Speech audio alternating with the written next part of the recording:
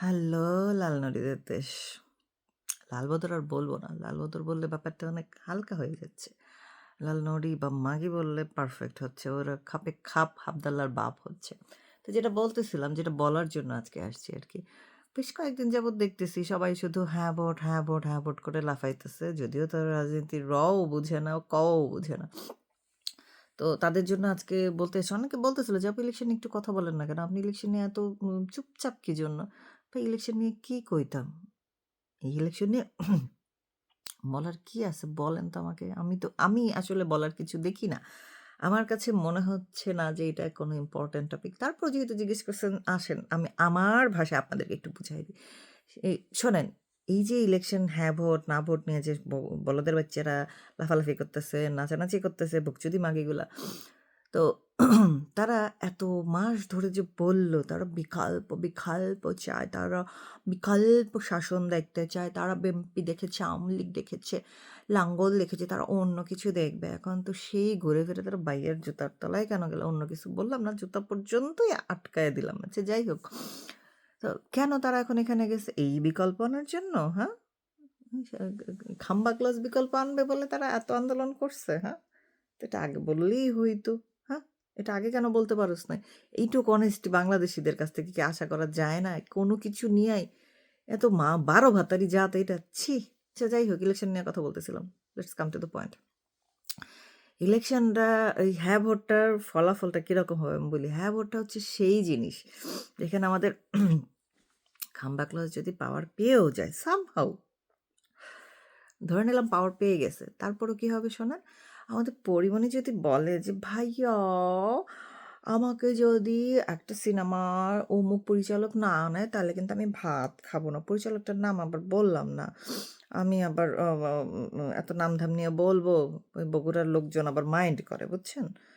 তো আপনারা বুঝে নিয়েন বগুড়ার কোন পরিচালক। তো ওই ও পরিমণি যখন বলবে যে, "আমি ভাত খাবো না", তখন ভাইয়া যদি বলে যে, "না পরিমণি তোমাকে ভাত খাইতে হবে, আমি ভাত পাঠাচ্ছি।" এই যে ভাইয়া ভাত পাঠানোর ডিসিশনটা নিবে, এটাও ভাইয়া একা পারবে না। তো ভাইয়াকে এই যে বিরোধী দল-টল নিয়ে বসতে হবে। বিরোধী দল যদি ভেটো দেয় যে, "না পরিমণিকে আমরা ভাত খাইতে দিব না। ওকে আমরা যাইত্যা দইরা নেহারি আর নান রুটি খাওয়াবো।" ওই যে আমাদের মাগুর জিয়া বলত না, "গরিব দেশের মানুষ কেন এত স্বাদপদ দিয়ে খাবে? তারা নেহারি কাবাব আর নান রুটি খাবে।" তো সেই যে সেজন্য বললাম আরকি। তো সেই ভোটাভুটিতে যদি তারেক ভাইয়া হেরে যায়, তাহলে কিন্তু তারেক ভাইয়ার পরমাণিকে ভাত খাওয়াইতে পারবে না। নান রুটি আর নেহারি খাওয়াইতে হবে। এখন এই যে আপনারা লাফাচ্ছেন, যারা বকচোদের বাচ্চারা নিচে ক্যাও-ম্যাও করতেছেন যে হ্যাঁ ভোট, হ্যাঁ ভোট, হ্যাঁ ভোট হইলে এই জিনিসটা হবে।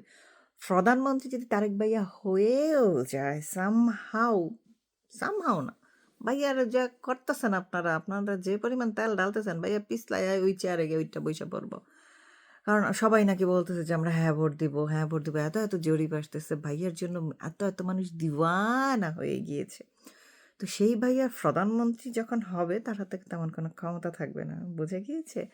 এই যে আমরা যাদেরকে গুপ্তদল, গুপ্ত লীগ বলি, লুঙ্গির দলের গুপ্ত লোকজন বলি, তারা ভাইয়াকে নাচাবে। কারণ আল্টিমেটলি তারা সরকারে না থেকেও সরকারই চালাবে। এইজন্যই হ্যাঁ ভোট, হ্যাঁ ভোট, হ্যাঁ ভোট করে তারা লাফাচ্ছে। আপনারা তো বকচোদ, আপনারা তো এতদিন বুঝেন নাই। আপনারা তো আবার খুব রাজনীতি বুঝেন।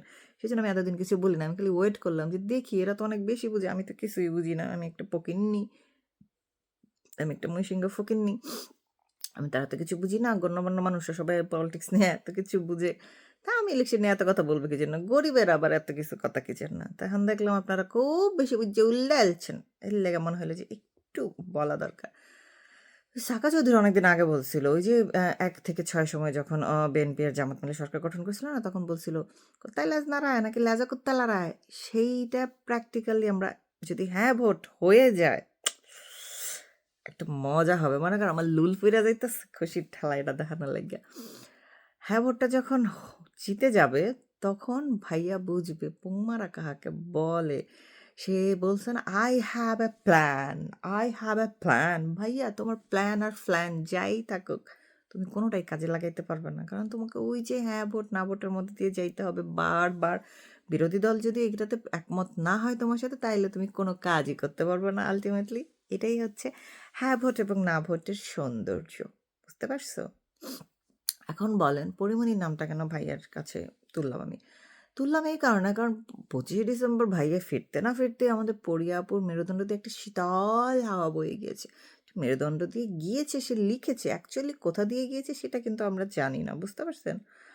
তো জানবে সেটা হচ্ছে আমাদের শকিদ হাদি। কারণ এই হাদি জানে কিভাবে সওগাম আওয়াজ ছিঁড়তে হয়। He is an expert. বুঝতে হবে আপনাদের। তো এই হাদির নাম দেখলাম মানুষজন আম ছবি পোস্ট করে আর বলে, "ভুলে যাইয়েন না, ভুলে যাইয়েন না। ছবিটা দেখলে একটা রিঅ্যাক্ট দিয়েন।" আবার তার সাথে তুলনা করে যে অমর লেতা, হাদি অমর লেতা। ১ মাস না হয় যে ছবি দিয়ে ফেসবুকে পোস্ট করা লাগে যে ভুইল্লা যায়েন না, ভুইল্লা যায়েন না। কি তোদের বাল-ছাল নেতা রে ভাই, আমি বুঝলাম না। এই তোদের আদর্শ, এই তোদের নেতা? সেখানে দেখ তোদের কফিল ছান্ডা মাহফুজ যে ঠিকই বলছে। মুজিববাদের শেকড় এত গভীরে রাখা যে সেটা কোনোদিনই আমরা পৌঁছাইতে পারবো না। সে পাবলিকলি অ্যাড্রেস করছে, এটা স্টেটমেন্ট দিছে। এবং দেখ তোদের কত মানে কি বলবো, তুলনাই আসে না। তুলনা তো ওটার অসম্ভব ব্যাপার। সেইখানে বঙ্গবন্ধুর নামের হল চেঞ্জ করে তোরা দেখা যে হাদির নাম প্রতিষ্ঠা করছি। মানে গায়ে মানে না আপনি মরল কেউ মানতেছে না, যাইতে দেরা মানাবি। হ্যাঁ হ্যাঁ, সিরিয়াসলি।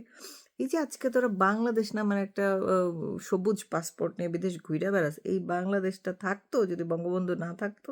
হ্যাঁ, এই জন্যই বলে ১২ বাতারি একটা জাত না, বাঙালি জাত। এই চোদন্যা জাতটা হইছে সারা বিশ্বের সকল ধরেন জাতিদের চোদা খাইয়া এরা তো পয়দা হইছে মিক্সড ব্লাড, পিওরিটি এদের বলতে কিচ্ছু নাই।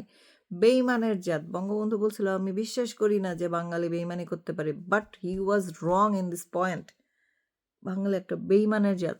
মির্জাফর বাংলাদেশের, আই মিন বাংলার, বাঙালি।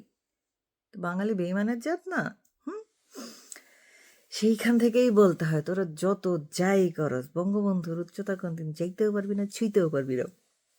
এখান থেকে মুসবি, ওইখান থেকে মুসবি, আর নিজেই নিজের পিঠ থাপড়াবি যে হ্যাঁ আমরা অনেক বড় একটা কাম করে ফেলছি। কিন্তু দেখবি 2 দিন পরে পোস্ট দিয়ে কইতে হইতেছে আপনারা কি ভুলে গিয়েছেন, আপনারা কি ভুলে গিয়েছেন? এই হয়েছে তোদের নেতা, তোদের লেগেছে।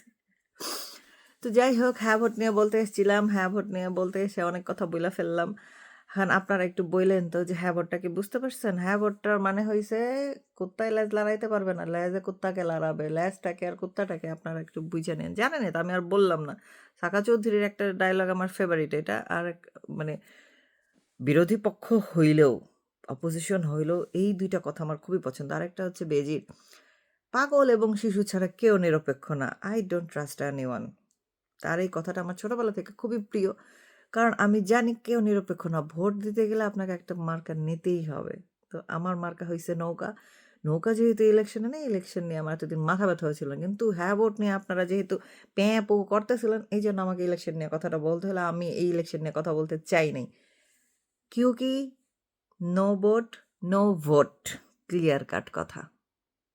বাংলাদেশে যেখানে যে ইলেকশনে নৌকা নাই, সে ইলেকশনে আমার কোনো হেডাকও নাই। আশ্চর্য! ইলেকশন কি আমার? ইলেকশন আমার নাই। আমার কোনো ইলেকশন নেই। যে ইলেকশনে নৌকা থাকবে ওই ইলেকশন আমার হবে।